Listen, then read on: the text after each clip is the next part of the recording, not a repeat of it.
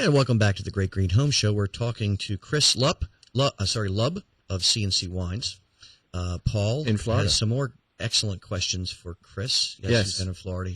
Well, we're so excited that we have this importer of this from this great winery down in Chile, because there are so few organic wineries that hopefully this will spawn more. But because you're down in Chile, let's talk about the free trade aspects of your business. Sure. We can talk a little about the Fair Trade certification, which is something we're trying to work with and have been since 2005 in getting this aspect out there a little more to the U.S. It's something that's been big in Europe for quite a long time. Our certification actually comes from a certifier in Germany that's called FLOW, and this program is called Fair Trade Certification.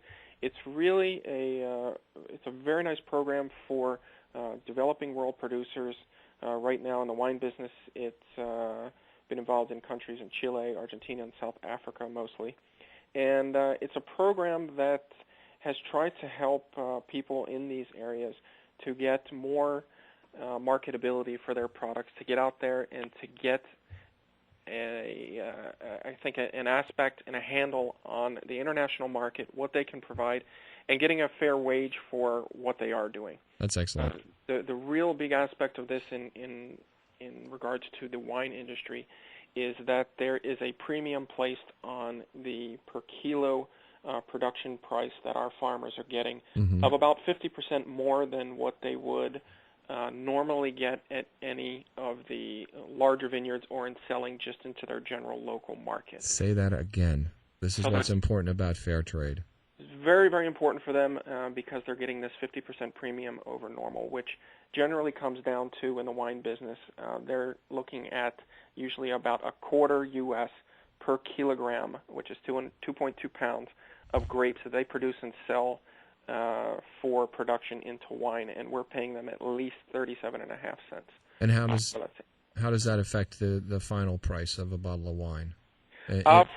For us, not much.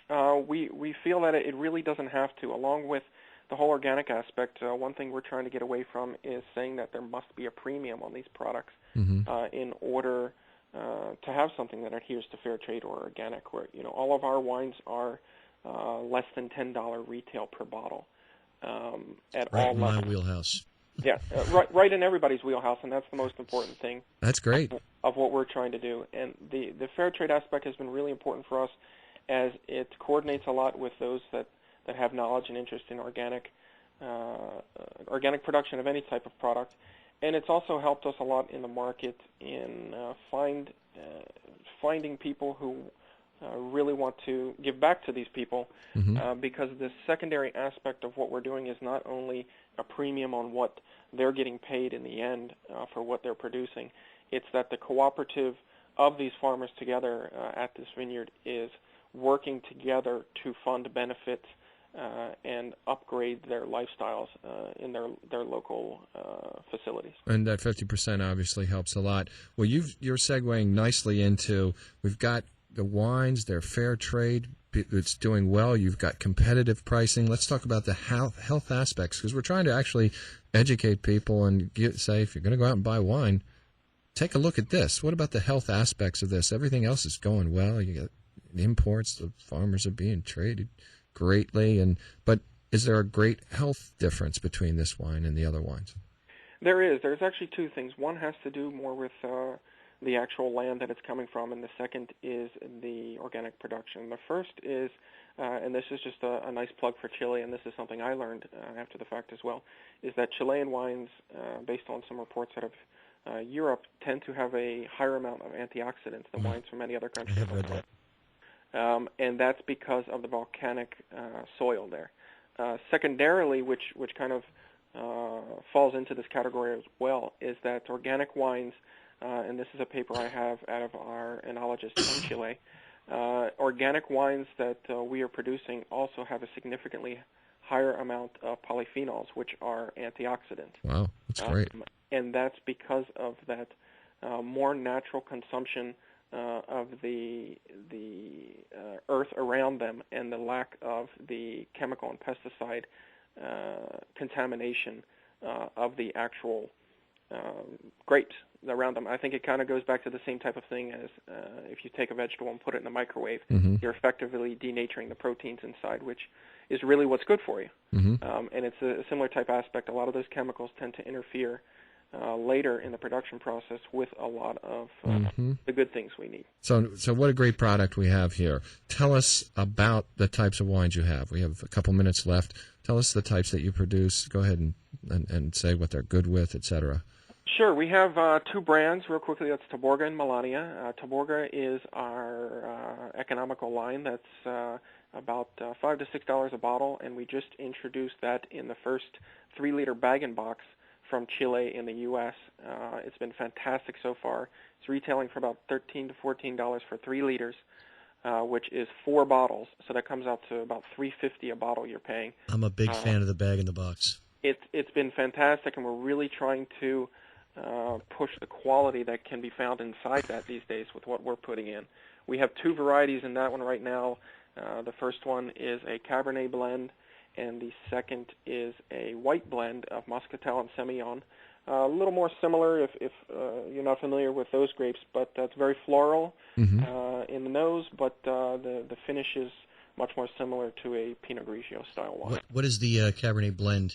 Cab Shiraz, Cab Malbec, Cab... It's actually a grape that it's called País in Chile or Mission grape in California. It was the first grape brought to the New World by the Catholic missionaries, which is why it's called the Mission grape. It's a grape that was from Spain initially, and we're using it as a very large production, probably the largest production that we have in our vineyard, and use it much like a blending grape that's similar to the style of Grenache, or similar to how they use Sangiovese in Italy. It's a fruitier grape, less dry, that takes a little bit of the drier tannic finish off of the cab, but just gives you a great fruity but not sweet, very smooth, everyday wine. Well, that's great. We've got to get your particulars again and then sort of close out the show. So tell people where they can reach you again. Give a phone number. We know that you can be found on the East Coast and you're expanding. We've got the names of the wines, so give them your contact. Sure. That's www.melaniawines.com or Taborga Wines, both the same site. The Melania lines are our reserve line, Taborga, our entry-level line. You can reach us also at 305-228-8376, and you can find our email online as well. And the last for Chris Lubb, or who else will they get in contact with if they call that number? They can ask for Carola Taborga. Oh, excellent. Now, Chris, real quickly, spell Melania and Taborga for us. Sure. Taborga is T-A-B as in boy, O-R-G-A, and Melania is M-E-L-A-N-I-A. Excellent. Cool. We'll be talking to you soon, and you'll be at the Great Green Expo, so thanks a lot for stopping by. And, Doug, take us out. Chris, thanks so much. We appreciate you having you on today. Thank you. We need to thank our sponsors, SunTrust Mortgage of Christiana, CMI Electric, Energy Services Group, MyEcoAgent.com, and Option Insurance Group. And we'll be back next week with a show. We have Lynn Cherry next week. Lynn Cherry? Lynn Cherry next week. And where's Lynn Cherry from? Oh, no. We have Tom Marston next week from Energy Services Energy Group. Services Group. Tom's great. We'll have a fun show with Tom. I was so excited about Lynn. She's an author that writes all these amazing books, and she's actually a child activist. She runs boycotts at schools until the food changes in the cafeteria. She's going to be great, but Tom's coming. So what do we have lit in 2 weeks? Yep. Very good. Well, we'll see you next week. Have a great week, everybody. Take care.